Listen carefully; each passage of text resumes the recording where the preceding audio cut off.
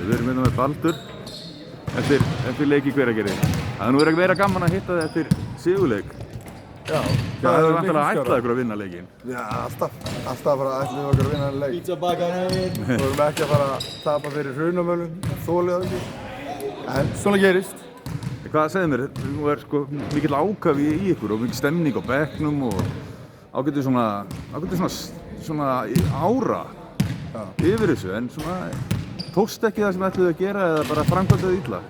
Við erum náttúrulega nýkomin frá Egilsstöðum þar sem við vorum 6 að spila, þannig að kærkomið að við séum 12 núna og við þurfum ekki að spila allir 30 mínútur í þessu seinni leik. Þannig að nú er bara að rífa upp móralinn hjá okkur og bara að vinna þessa leiki sem er eftir. En segðu mér svona, það sem ætluðu að gera í leiknum, hvað ætluðu, ég sá þau voru svolítið svona að reyna að keyra upp hraðan? Já, við ætlum að reyna að stoppa þeirra hraða, þeir spila hraða, sérstaklega Lepo held ég hann heiti. Allt spila hratt og hann er fínt sko. Við ætlum bara að reyna að stoppa á í transition og skora fleiri stig.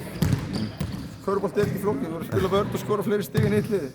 Fenguðu svolítið á opnunum þannig að þeir voru alltaf að skipta varnir en þegar svæðið þeirra, þá fenguðu þeir svolítið opin skot.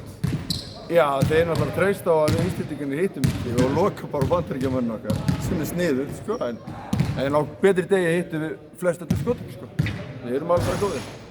Hvað er að gerast í Hveragerði? Hvað er svona hópur, hvað er sex í langa ferðir?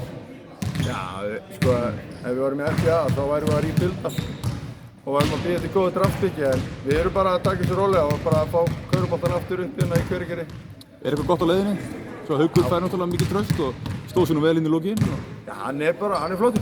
Hann verður bara að halda áfram að æfa og hann verður betri og betri með árunum. Ég er að fara að hætta bráðum og hann þarf að fara að stíga upp. Takk fyrir spjallið. Takk fyrir.